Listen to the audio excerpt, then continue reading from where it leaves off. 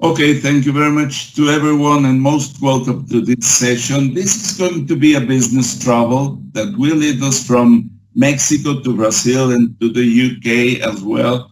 So we'll be comparing the different degrees of expansion, penetration, and adoption of MVNOs in different regions. And for this, I have three very well-known guests. One of them is Eduardo Servín, who is the head of We, the most dynamic, but he'll tell us about it, MVNOs nowadays in Mexico. Then we have Gerson Rolim. He's the manager, partner, and CIO at Vecto Movil in Brazil. And Akil Chomoko, who is senior pre-sales consultant at MDS Global. So most welcome, and we can depart on this business travel that I proposed. I would ask you, Eduardo, what is the structure of Mexico? What is we doing? The word is yours, please. Thank you for the opportunity to participate in this panel, and this is a pleasure to share with you, Ernesto. You are a reference on the industry in Mexico about what is happening in all this telecom industry, and it's a pleasure for me. We are looking for a lot of opportunity. Let me introduce something of what is happening with we actually. We start MVNO operation Mexico 5 years ago. We are the second on number of subscribers on Mexico, but we are the leader on minutes of use and on income reported on the first half of this year by the Instituto Federal de Telecomunicaciones. And this success is based on the strategy that we are using based on the main capabilities that actually we have in the market. That is the strong relation with the MNO that is the leader in Mexico, that is Telcel, and also what the four main manufacturers in Mexico, that is Motorola, Huawei, Samsung, and iPhone. But the main success that is that we are we have more than 70 years in Grupo Electra giving access to credit to the people. That is the what we is doing and what we are doing good in the Mexican market, and that is the reason that actually in Mexico we have this 60% of participation on minutes of use on Mexico, and that is the reason that we are leaders. So actually, we are looking at a lot of opportunities in the market because with the actual situation that we are having is based on the relation that you can build with the consumer, not just on the handset. Is the important is how we can focus on the evolution or the technological evolution that the consumer needs to live. We are going to be all the time on the based on the consumer, how we can drive in the consumer and the evolution that the consumer needs in the technological side. How we can drive this evolution and how we can accompany based on the relation on long-term relation. Great.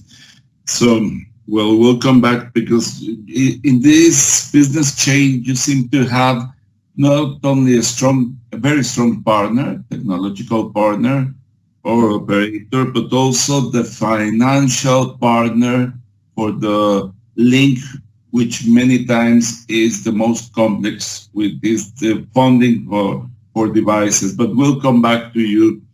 Gerson, welcome from Brazil, and you're very well expanded MVNO there.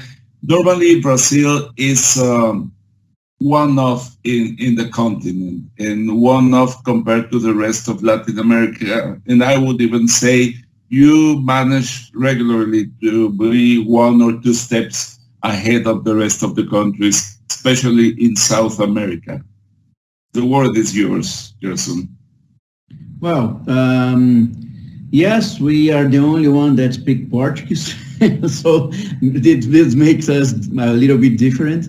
But I think one of the main differentiators that we are not happy to have is the very heavy regulatory status that you have here in Brazil. We have heavy regulatory barriers in the Brazilian telco marketplace. And that's why we have so few MVNOs here. We actually have the main MVNOs are almost 3, Vecto and 2 more. I'm the founder of Vecto. As Eduardo, Vecto also was founded 5 years ago.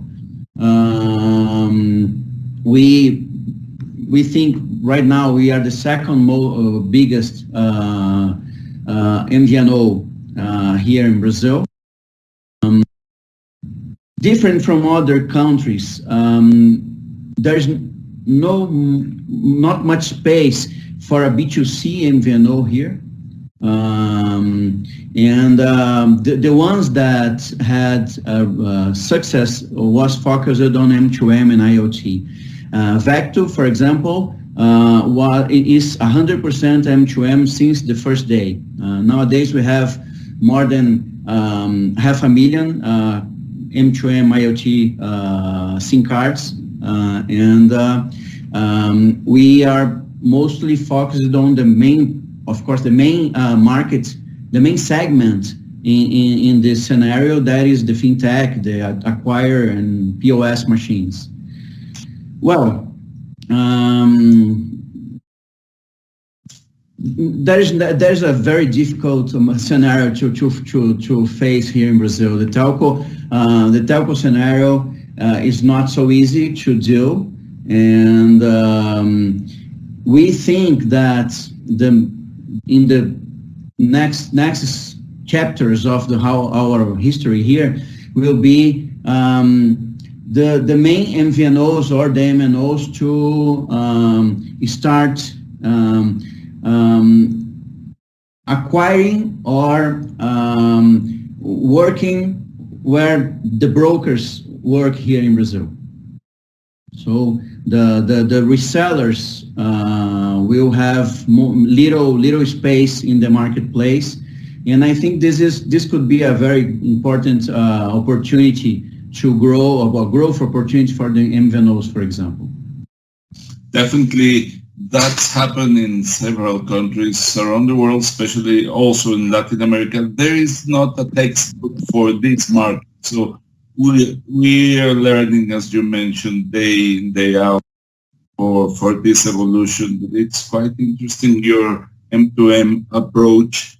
And so I'll pass now the word to Akil Chomoko. Please, he comes from MDS Global.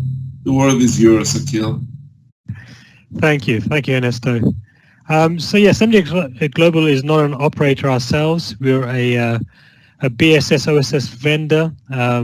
We specialize in enterprise BSS and MVNOs. Okay, so in Mexico we support VATSA. So VATSA, if you don't know, it's an MVNE on the Alten Redes network, which was the 4th network recently launched in Mexico, and it's very much of a wholesale network designed for MVNOs. And VATSA has launched themselves as an MVNE.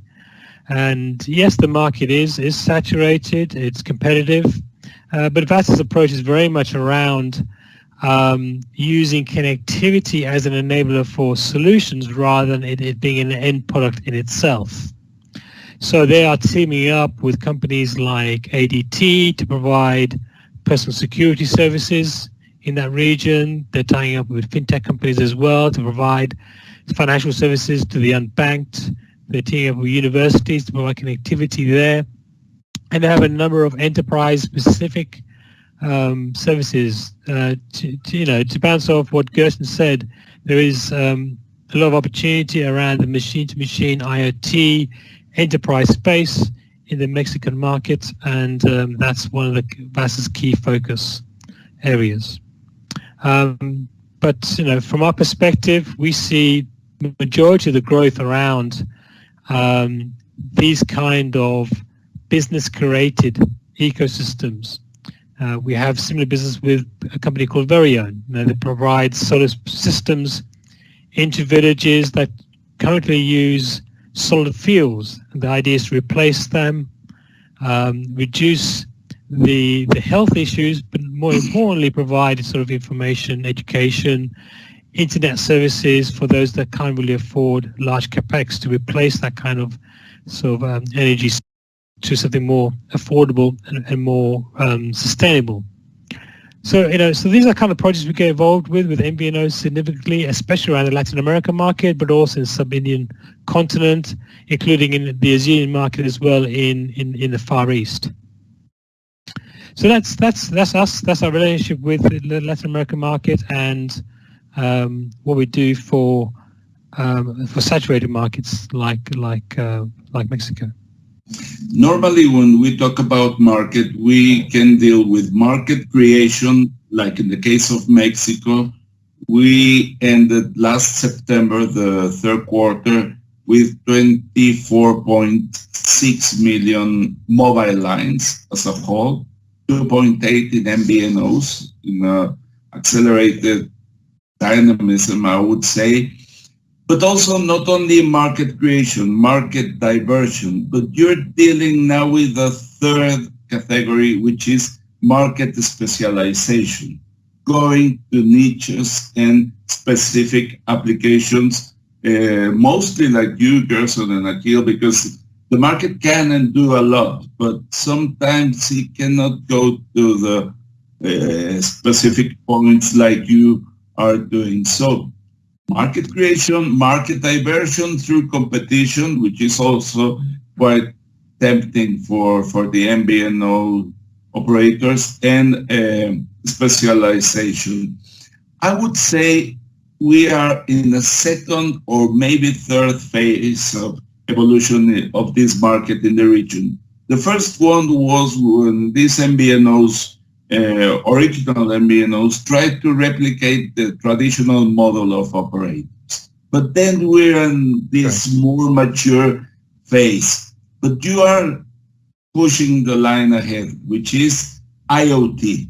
What is the future is now. We're living future. So what is the present and future mix of IoT through MVNOs, and what is strength compared to traditional operators in the region? Whoever wants to take that comment. I mean, I can take that if you want. I can give it from our perspective. Sure. Sure. I mean, look, people talk about IT verticals all the time, but I think that's maybe the wrong way to focus, really. I think it's all about the ecosystem, and the ecosystem sort of starts to bring together verticals, and that's where some of the innovation really starts to happen, right? And for an MVNO or an MNO, really what they need to do is really discover who is the business creator of that ecosystem, because that business creator is really bringing together the different elements of that ecosystem, right? It may be, for example, in the electric vehicle market, like we demonstrated with a project with both BT, Orange, and Telecom Italia. They may be bringing the electricity suppliers together with the car manufacturers, with some app providers to provide this new sort of car charging app service. It's not the operator's job or the MVNO's job really to create that environment to resolve a particular problem. But there is a business creator with that idea that is bringing these verticals together to address a particular problem. And from our perspective, an MVNO or an MNO, they need to be engaging with that business creator and help deliver a solution around that ecosystem.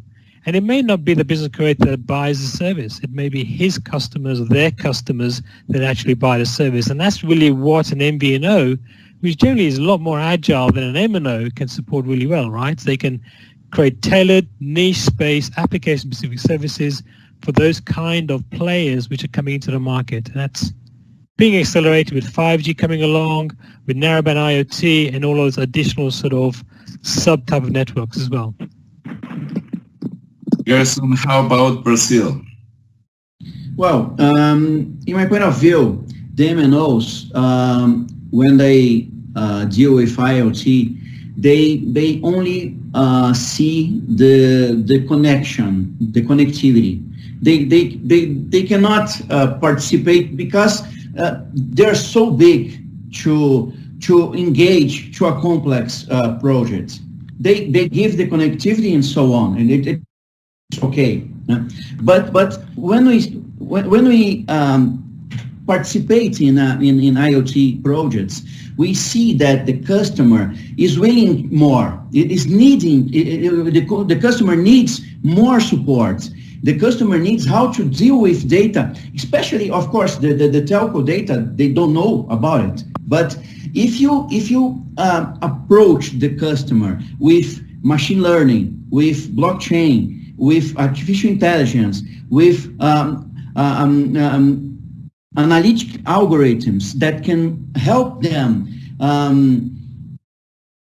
not only capture the telemetry, but deal with the telemetry, transform the telemetry intelligence.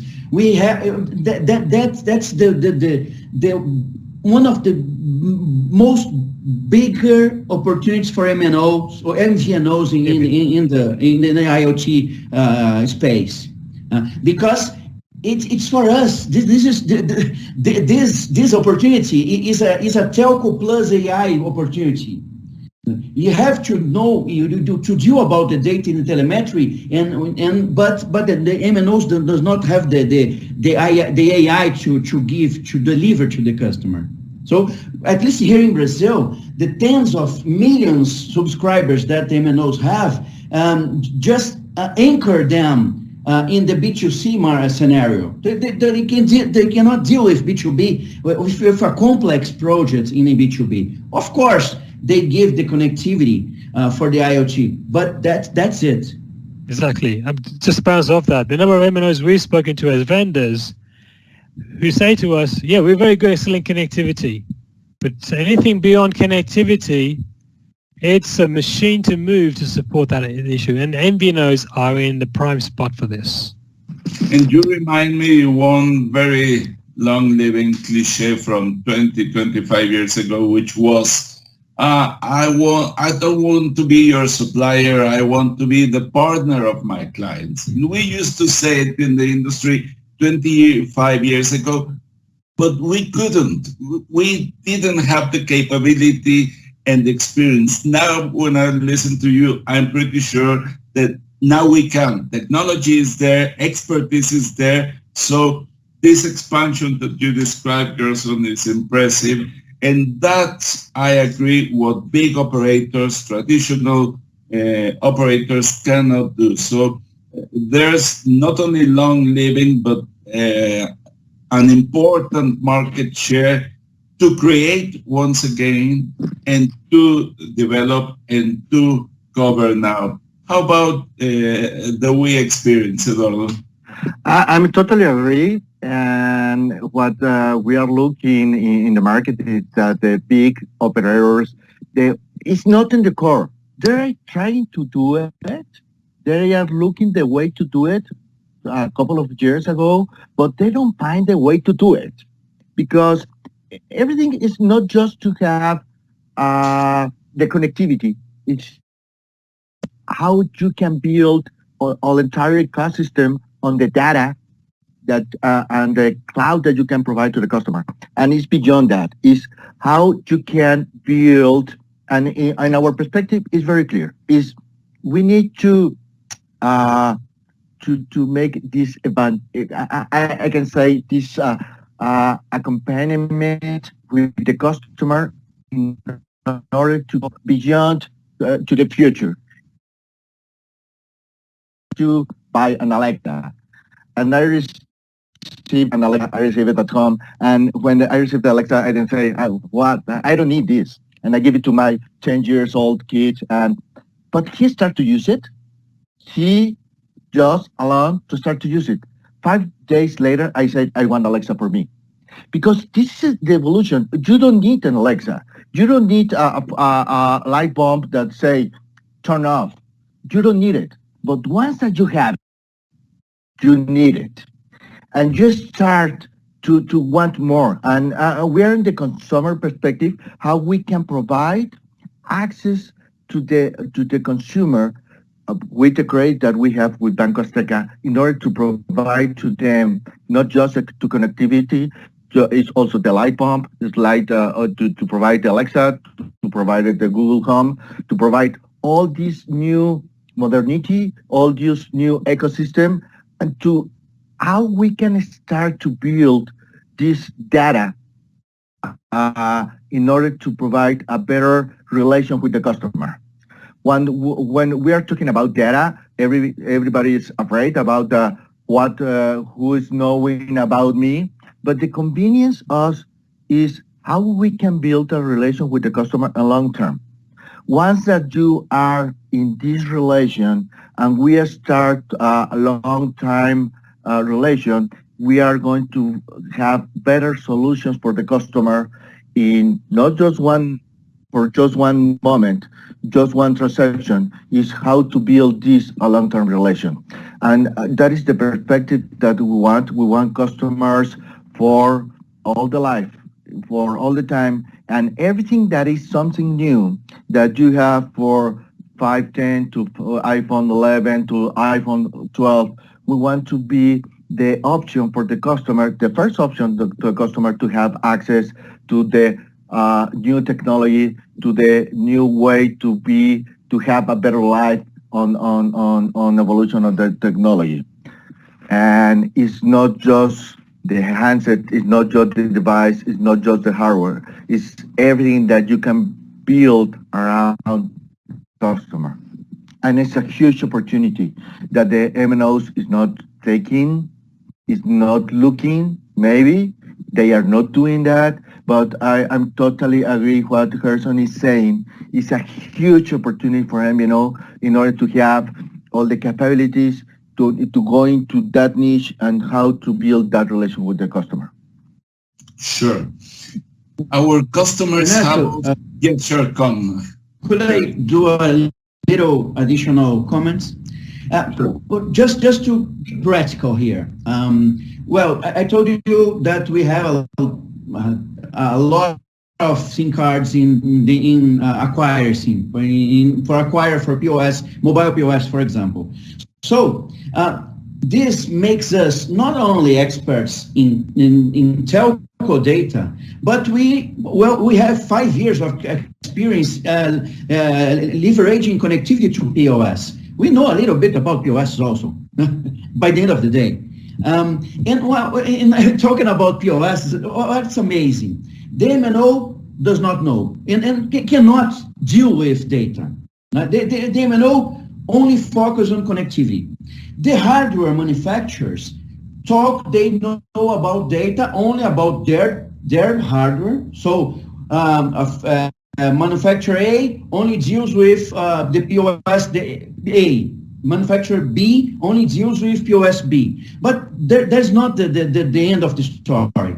When they deal with the POS data, they only build dashboards that consolidate data and expose the data they collect. They does not cross data. They does not machine learn this data. And then, for example, we are starting a very interesting project here in Brazil. And look how amazing is the opportunity. We are initiating next week, for a coincidence, next week a machine learning predictive maintenance POS predictive maintenance project with a big acquire here in Brazil that does not have one SIM card of Vecto Mobile. But we know about POSs, and we built algorithms, predictive algorithms that can predict when a fail will occur, in what POS, and what will be the failure. So when the MVNO really enters the game, and the MVNO has the opportunity to know all the big picture. the telco and the customer business as itself. And the tsunami, the IoT tsunami that is in the horizon, does not have, well, for example, in Brazil, we have a shortage of data scientists. So the customer does not have data science. The POS manufacturer does not have data science. The manufacturer POS have data science in Europe, in the headquarters, in the United States, in the headquarters, not here in Latin America. When we have to build a tailored machine learning AI project here in Latam, wait for 5 years. The roadmap tells that sometime in the future it will occur. No way. The customers need it now, right now. And this is the MVNO big wave to serve. And along with this IoT, you bring for us, the analysts, complication, because we need to reset indicators. We're used to connect consumers, lines, SIMs, but you're describing a very radically different world of nodes multiplied by 20 or 2,000, and that's just around the corner. So that's the size of the business. This is, of course, this is a research and development. This is an R&D investment that will have to be done. But the financial margins of telco are very tight. And here in Brazil, for example, when we sell data, we pay a very heavy tax. When we sell value-added service, we pay a little tax. So there is, here in Brazil, we pay less tax to sell VAS, to value-added services, some kind of like the IVA in the rest of Latin America. And so the opportunity is an economical and financial opportunity also. We have more margin, more little tax, and we have no competitors. It's a blue sea. It's a blue ocean. Yeah. With mostly, oh yes, please go ahead, Akil. I was going to ask Kirsten, so is your brand changing, what you represent changing from an MVNO to not a POS specialist, but a more of a system integrator, enabler that has a fabric of stuff more than connectivity, right? Is the brand of your business changing as a consequence of that? I don't know if the core business will change because it's a very huge cash cow for us. But again, when we reach a customer with an IoT SIM card, I hear it every time. Well, you provide IoT connectivity, and what's more? Can you give me machine learning also? Can you capture my telemetry and transform it into information, into insights? Every time we see we hear this from the customer. Yeah, I think that's exactly the same experience that Vecto is sort of experiencing when it talks to enterprise businesses that want to do something, but they need a lot more than connectivity. Absolutely, yeah, completely agree. Which is why we often ask, is MVNO the right name for these businesses? There should be another name really for these kind of businesses because they do more than just sell connectivity. We could spend here many hours because it's interesting sharing with you. But let me give it a twist. We've spoke about our strengths as companies. Let me ask you furthermore about our consumers. They have become knowledgeable about what we can deliver, but they, let's be honest, do not know everything about our capabilities. This is a supply-driven sector. So what do you see the future about them to demand us to, I insist, move ahead the line, because technology is changing fast, competition is also being very dynamic. So as a final round, getting close to the end of this panel, what would be your perspectives? Eduardo, you want to start again?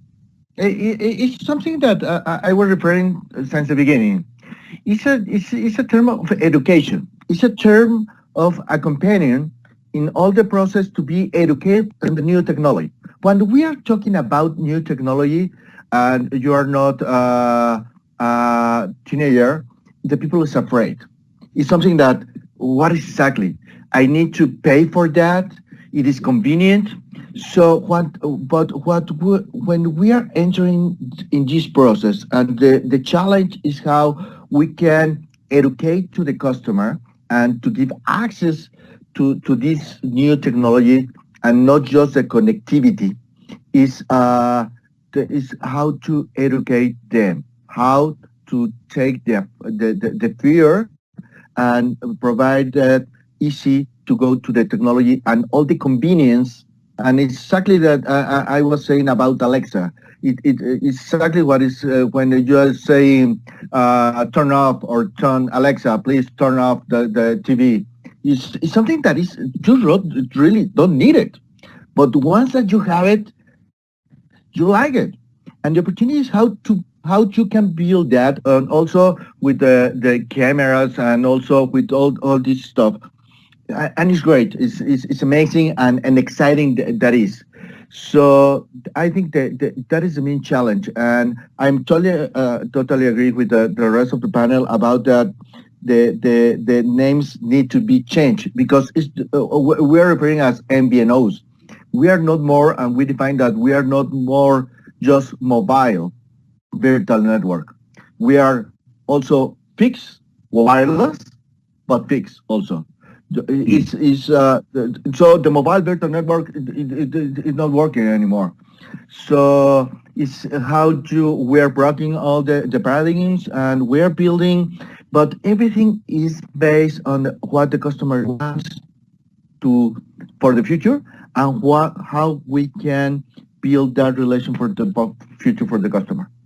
Sure. Akil, a final round, please. Yeah. Look, once you start focusing on the business value, the application, the end customer, the end enterprise, the end service, then as a business, whether you're MNO or an MVNO, that's when you start to talk about being able to do price differentiation.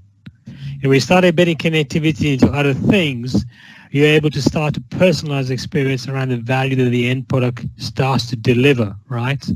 I mean, what maybe Bloomberg may be willing to pay for low latency connections for its traders who are now all trading from home, and may be susceptible to arbitrage because they're no longer at their trading desks, which is worth millions, if not billions, to Bloomberg in management. They'd be probably willing to pay so much more for that connectivity than maybe gamers who are using a similar style of connectivity to play online games. So once you start to engage with these business environments properly and provide digital services, the value of connectivity will change. You can differentiate and deliver true value. And you start to move away from the commoditized value that we have today. Okay? But you have to be prepared for that also, because every deal you do as an MNO or MVNO is different. How are you going to automate that? How are you going to ensure that all the partners in that chain, and there may be multiple partners in the POS chain or in Eduardo's consumer chain who deliver the Google, Alexas of the world, they may want transparency around your service. So how do you include them in the end-to-end service and do things like billing on behalf of, or management of the devices? Have business assurance. They need transparency of the service you provide. So there's an element of, as a business, that you're responsible for providing that transparency and assurance, that ecosystem you engage with, right? But the value of that is that you're now sort of taking a larger value of that overall price differentiation you do when he is now selling embedded connectivity as opposed to just connectivity as itself. Sure. Gerson, your final turn, please. Well, I will talk. I'll put 2 points: one in B2B scenario and one on B2C. Talking about the B2B scenario and the customer expectations. Here in Brazil, we are a continent-wide country. So no MNO has the full country coverage. We have a lot of black spots, covered black spots in the country. But the IoT does not understand that. So one of the things that I think that MVNOs could do better than MNOs is the hybrid last mile. So we can deal with LoRa, with Sigfox, we can deal with GSM, but also satellite. So how can we arrange partnerships to give the customer the connectivity they want, they need, instead of the connectivity technology that will be used? Sometimes it will be a little expensive, more expensive, like satellite, because there's no other solution. But you work in a failover situation that can bring the most cheaper connectivity that is available. Talking about talking even with GSM, we have in this is at least in Brazil, we have the opportunity to bring the customer a multi-SIM card that can have more than one MNO provided through it. Talking about the B2C, I think I agree with my partners, my friends. I think the IoT is bringing, for example, one big scenario that is the payment of things. The things will start paying, and the transparent payment will be a reality right here, right in the next corner. The cars, the automobile will pay for the maintenance, for the gas. The Alexa will pay for the electricity bill, for Netflix, and then all the things will start paying instead of where they are. So we as MVNOs have a great opportunity in the individual payment scenario. Partnering with Samsung Pay, with Apple Pay, partner with Alexa, partner with the automobiles manufacturers, because all of them will have to be part of a payment ecosystem, and this is a transparent payment ecosystem for the end user. With Visa, with MasterCard, there's a lot of very big, huge players in the scenario, but they do not talk with each other. Maybe the small MVNO could be the cement, could be the connection with all these dinosaurs, with all these big companies. Thank you very much, Gerson. Well, I must really thank Informatech for organizing this panel and this major event. You make me think that sometimes we get tired of conferences, and we complain about them being too many. I'm pretty sure that if we get together every quarter, every time the panel will be different, because I know telecommunication is a fascinating sector, but there's no segment with more dynamism and evolution than this one that we've covered along with you. So hopefully we can replicate this panel more often. Thank you very much. It's been quite interesting because it's not just the traditional view, but the lines behind the business and the lines ahead of this business. So far, thank you very much. Eduardo Servín, head of Movil in Mexico, Gerson Rollin, Vecto Mobile in Brazil, and Akil Chomoko, MDS Global, with a company with a huge presence in different latitudes in the world. Thank you very much to Informatech, and thank you for all of this expertise that you've shared along with our viewers. Thank you, Ernesto. Thank you, Ernesto. Thank you, Gerson.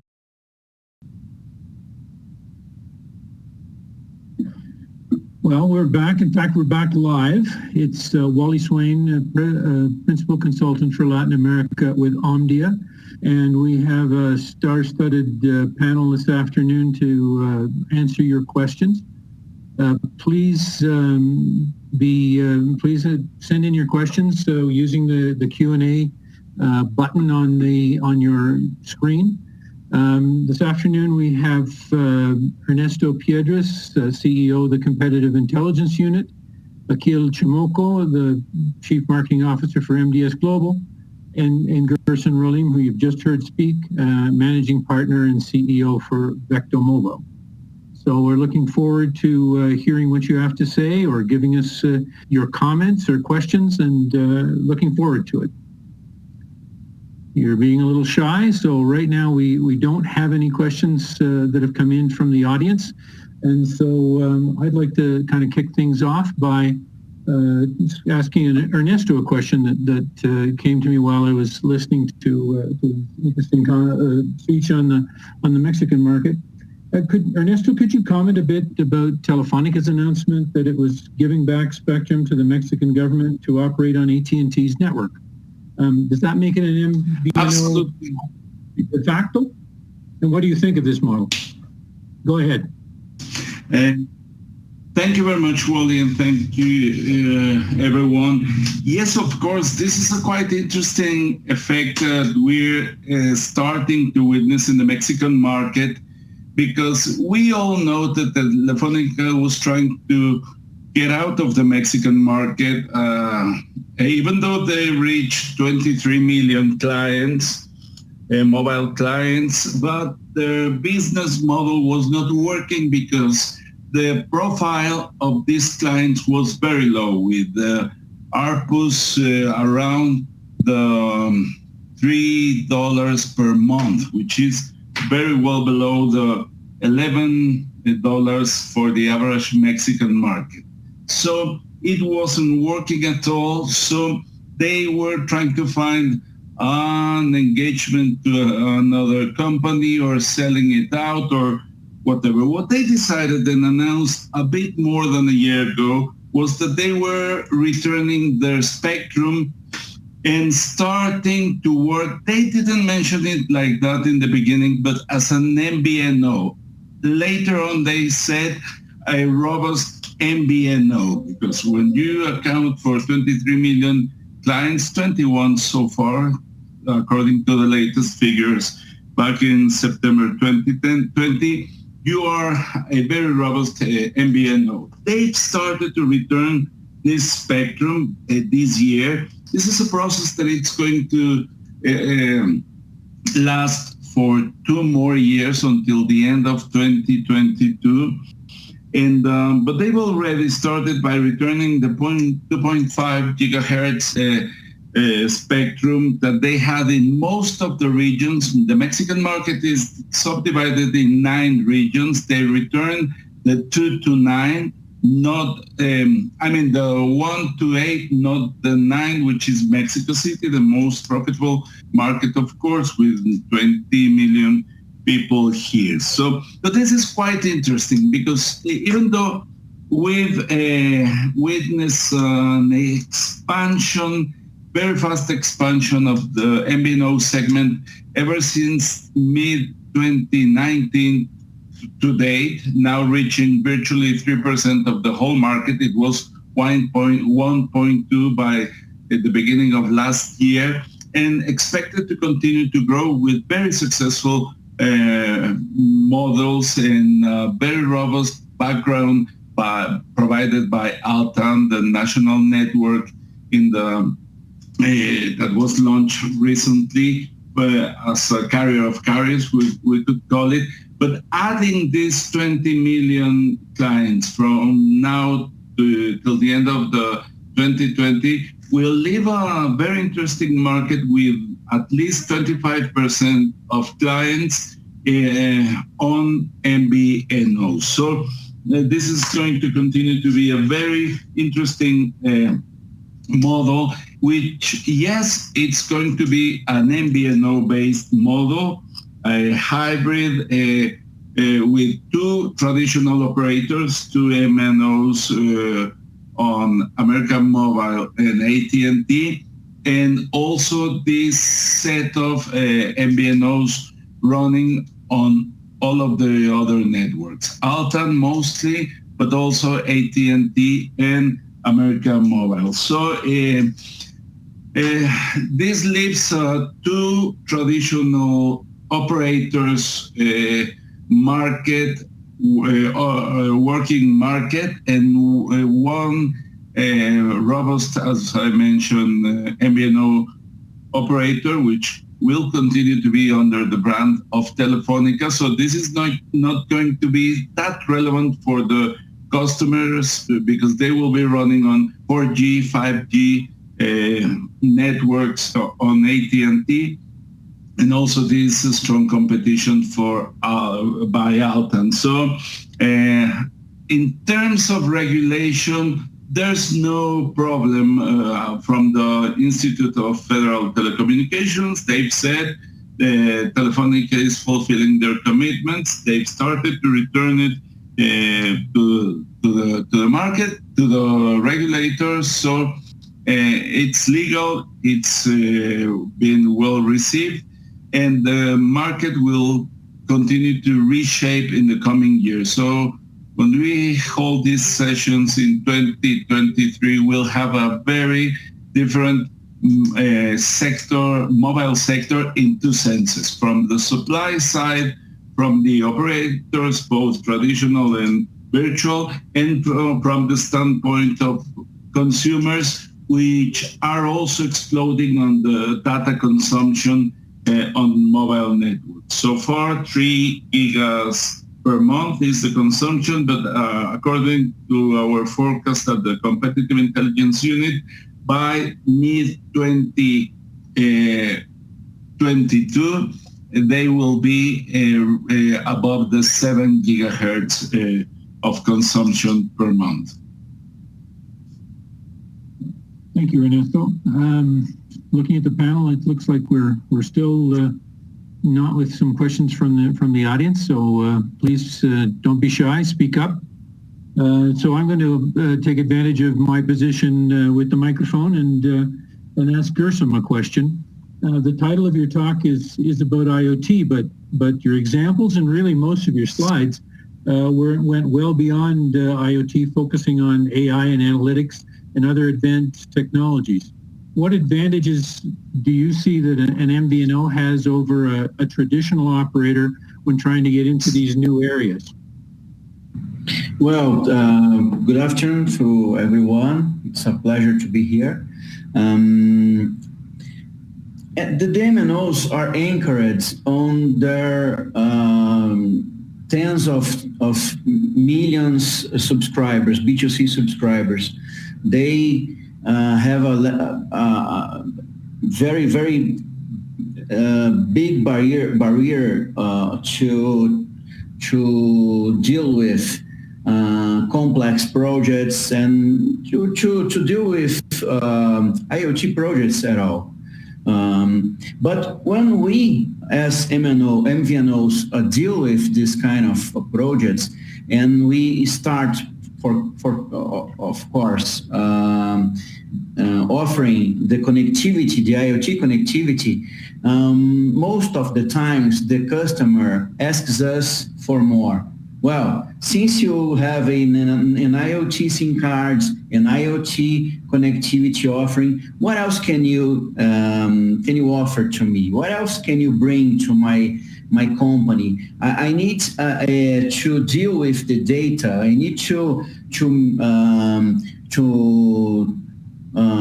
get some insights, some business insights from this data. Can you help me? For example, I'm an acquirer, and I would like to have a predictive maintenance partner, and I would like to find out if a POS will break in the future. Can you help me? Yes, we will see a lot of business opportunities like this in the near future. And we, as MVNOs, have the agility and the flexibility and the possibility to have data scientists, for example, in our team and deal with complex projects. this is a really big. This will be a really big opportunity in the marketplace, and we can choose to surf that wave or not. We here in Vecto Mobile opted to surf this big wave, and just to emphasize how big is this opportunity. At least in Brazil, we are already passing through a data scientist blackout here. And we are in a pandemic situation and in a slow market, in a slow new opportunity scenario. But in 2021, even the pandemic will drive automation and disruption and business and digital transformations opportunity, and the actual data scientist blackout that we are already facing will be like 10,000 times bigger next year. And again, some of our customers will not have data scientists, at least to deal with the IoT projects. Maybe they have the data scientists in their team to deal with the core business. And sometimes IoT is not a core business for the customer, but for us as MVNOs, yes, it is a core business. So at the end of the day, we are not tied to the billionaire cash call that comes. Unfortunately, we are not tied to this billionaire cash call because we don't have it from the connectivity side. So we have to think out of the box, and I think the differentiation, as I told you, you guys in my presentation, the differentiation will be on one of the main points or the main strategies that will keep us alive in the future.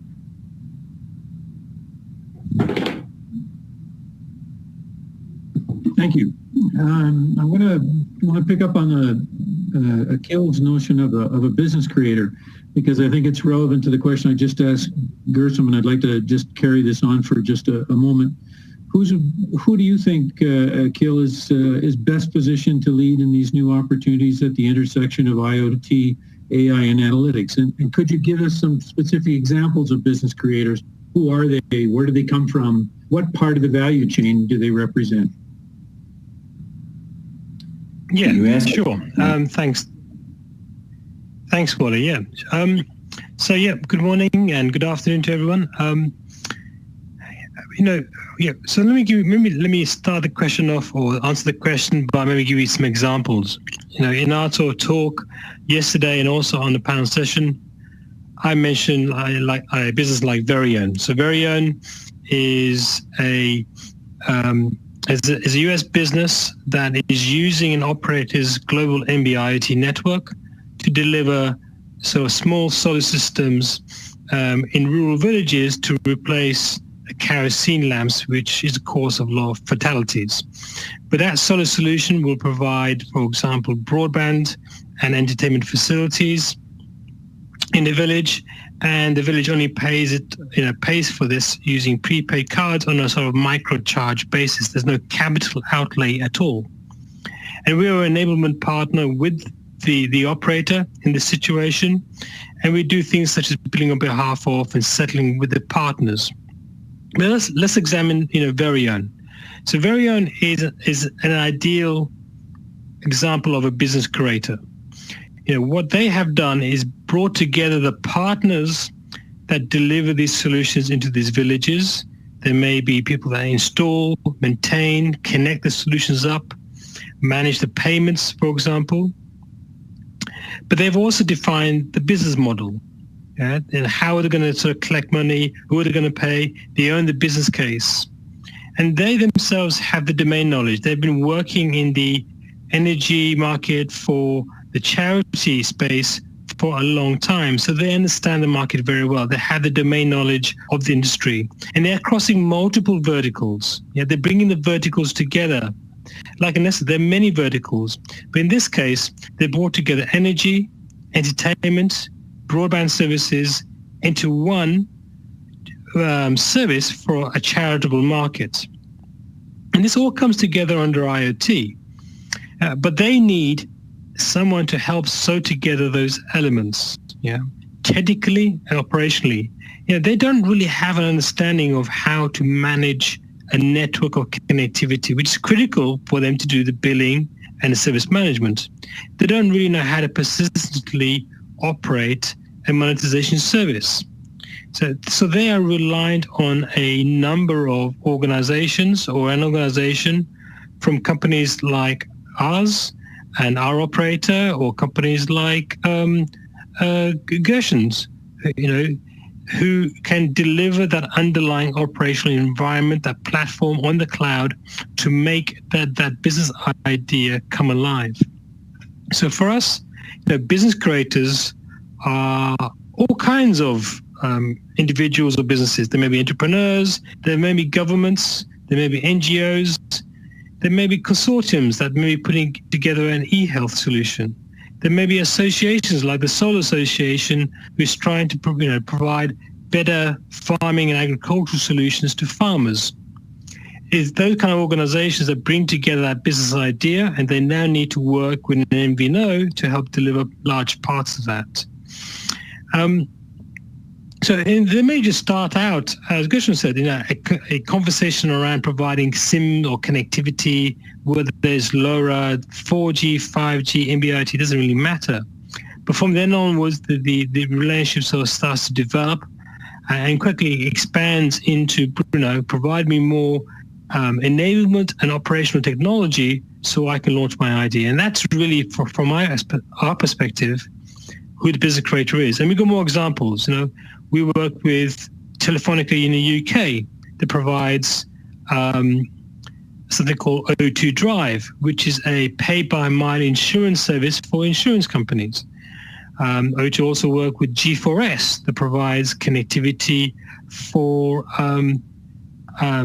security bracelets that go around prisoners when they're released from prisons. They work with RailTrack. RailTrack, in this case, is the business creator that is using services from O2 to provide better services to consumers around situations in the rail network. So business creators come from the business landscape, and they engage with the operators, MNOs, MVNOs, to help deliver solutions. Great, thank you. Does that answer your question, Wally? Yeah, that does. That's good. That's very good. We have a question from Brian Moses, who's the Vice President of Business Development for Wi-Fi, and it's a question about Wi-Fi. He says, over the past 2 days, I haven't heard much about Wi-Fi and the value in offloading data traffic. Are LATAM MVNOs deploying intelligent Wi-Fi offload solutions, or are they interested?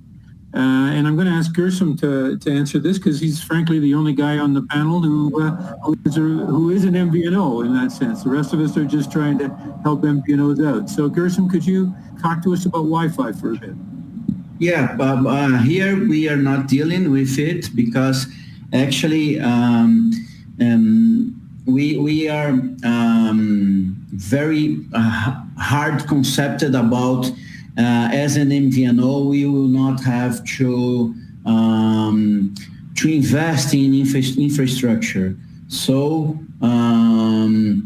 anytime we have to deal with other frequencies, we go to look for partnerships. So we have a satellite partner, we have LoRa partner. Actually,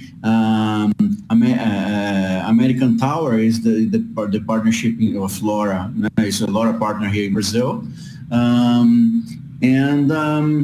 No, we are not looking ahead to Wi-Fi. Actually, if we have to invest a little bit or invest a lot of money in infrastructure, in network infrastructure, we will surely try to put some dollars in the NB-IoT and catch M1, last mile, low frequency IoT, 5G offerings.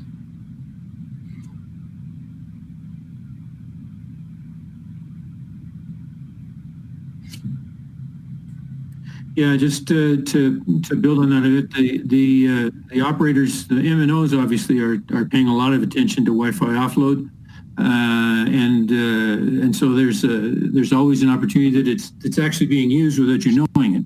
But as you say, that Gershom, the MVNO model is basically asset light, and therefore we don't expect that they will get most of them will get involved that way.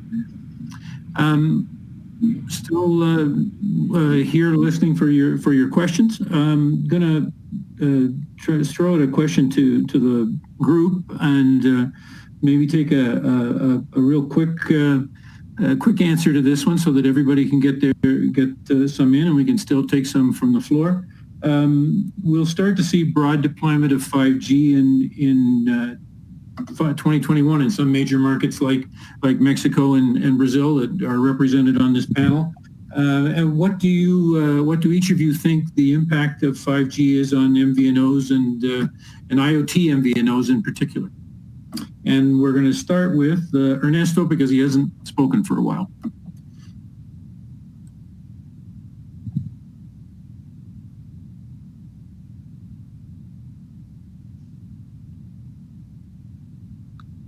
Does Ernesto know that he's on mute? He may not know, Ernesto. So, Akil, you're not on mute, so you go ahead. There you go. That teaches me for saying something. Anyway, yes. So look, we know for us, 5G is a perfect catalyst for MVNOs. It starts the most strongest thing about 5G, it gives MVNOs a great opportunity to start to define and create their own differentiated service, right? Because now, especially with standalone 5G, where you can define or you can slice the network up, and as an MVNO, you can start to design what that slice looks like for particular types of customers. Whether it is your B2C market or your enterprise market, you finally get to differentiate from other services your host MNO is providing, right? So, 5G, it makes it efficient, cost efficient, makes it agile, makes it fast for MNOs to start to disrupt and be seen as a very different brand and a different service to an MNO. Because at the moment, every service looks the same and underneath it. There's no sort of differentiate. You can't even sort of do things such as price discrimination because the underlying network service is best for everyone. But as soon as you can slice and get your own private network and offer private network services, an MVNO starts to differentiate, can generate more value out of the service they have by privatizing that and customizing it for their target market. So to us, it's all bright, it's all great going forward with 5G for MVNOs.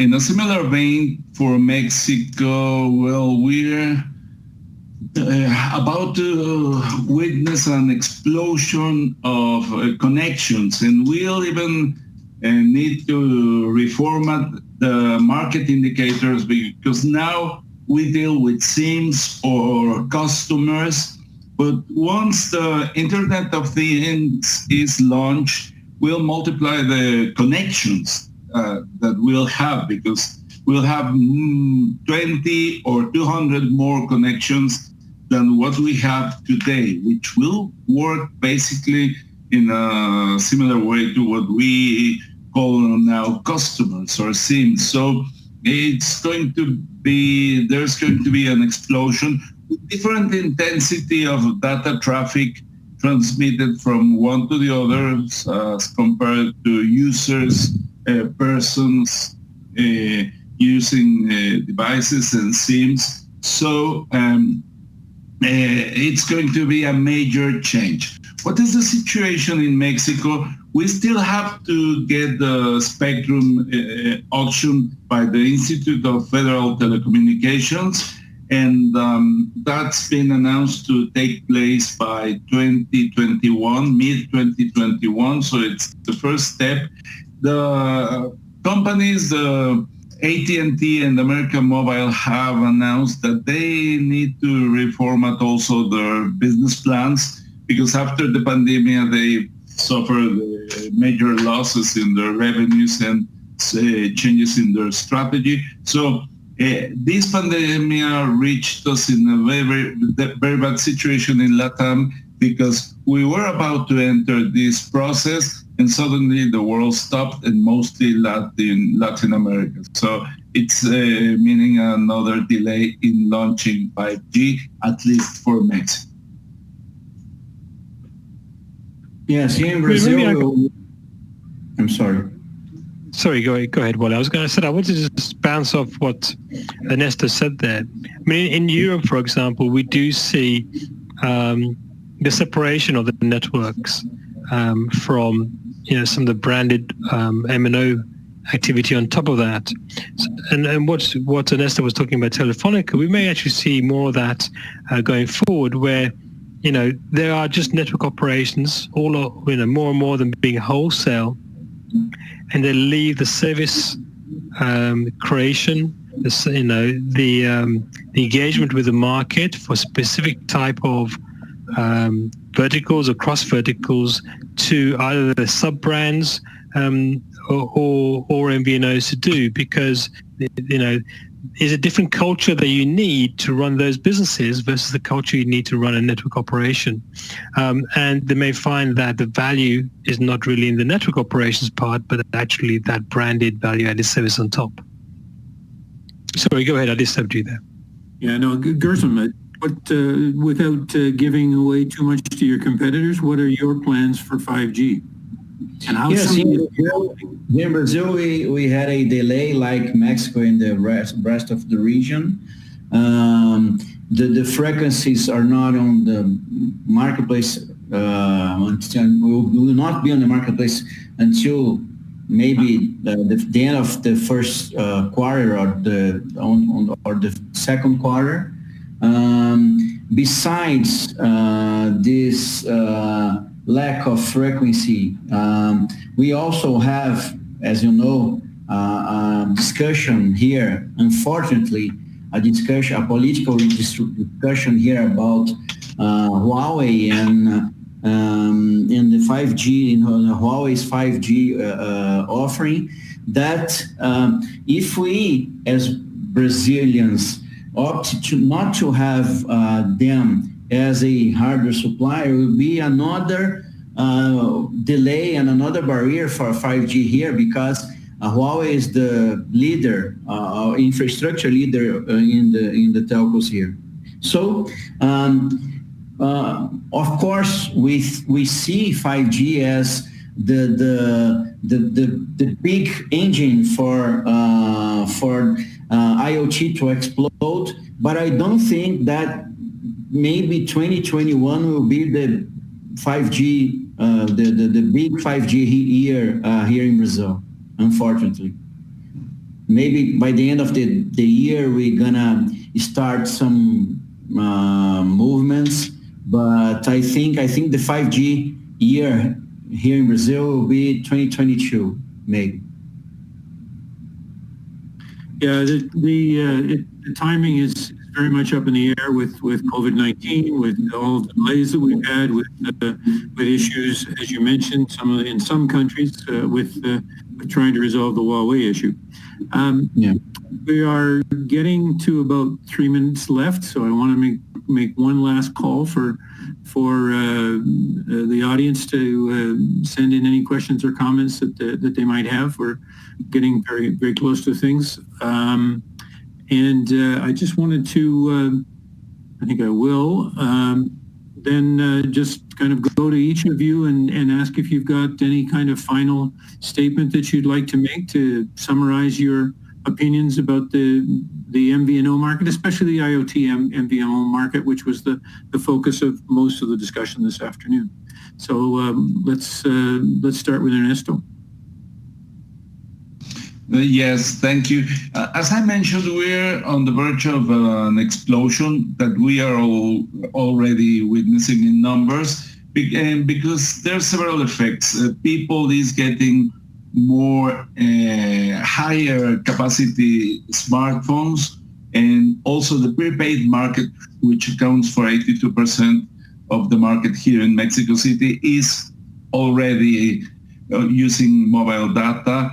And with this IoT also about to explode, because it is already being used in Mexico, but about to explode as well. And the value of the market will increase a lot. And we just need to get the regulatory elements in place to be ready for operators to launch their renewed business plans. Thank you, Ernesto. Gerson. Well, I mean with Ernesto, the data is the king, and every month, every year, we'll facing an explosion of data consumption. And as I told you in my presentation, we have to be prepared as MVNOs to look at data with through another dimension. The IoT data consumption is another animal, and it's different from vertical to vertical. We have to look outside the box and see data as not as a smartphone generated data, but a smart device. We have to know that the device will have will be intelligent. We will have to deal and have to know that we have the edge computing as a very, very important part of IoT projects. And again, if we help our customers to bring business insights from this huge amount of data, we can be we can make the difference between a as I call it, a data cemetery and a lot of very valuable business insights generated through this data. And last word. Let's not contribute to build data cemeteries, to build dark data, please. Let's put some light in this dark data. Dark data at the bottom of the lake. So Akil, you get the last word on the panel. Well, thank you. Look, we're very excited about this era for us. You know, enterprise BSS is our specialty globally. We've launched with Vecto here in Mexico City, and they're providing, again, IoT machine-to-machine services for all kinds of MVNOs, but also for enterprises too. And we know that as any MVNO moves from maybe a B2C market to a B2B or an enterprise market, you're dealing with a very complex set of interactions. For example, on every deal you'll have is going to be different to the next deal. You're going to be managing, 10 to thousands of connections per account. Making mass service changes without disrupting the service is going to be vital as an MVNO. You're going to have to deal with multiple stakeholders, partners, business creators that all need sort of portals to help track the expenditure, control the devices, and feel they're in control. And these are the kind of solutions we provide to the MVNO market specifically, and into the enterprise and IoT things that they may serve. So for us, this is a brilliant time, and we've got some references in the region, and we're looking forward to, the light coming to that sort of dark data as Gershwin talked about. Okay, thank you to the panel, distinguished panel, and we've had an interesting discussion. This brings the conference to a close, and I want to thank, Informa for their contributions to making this a success, but most importantly, and I want to thank the sponsors for their contribution. This wouldn't exist without the sponsors, and it wouldn't exist without the audience and your contributions. And we look forward to seeing you next year in MVNO LATAM or in another MVNO conference. And who knows, maybe we might even be in the same physical location somewhere. Thank you very much, and have a good rest of your day. See you next time. Bye-bye. Thank you. Bye-bye. It was a pleasure.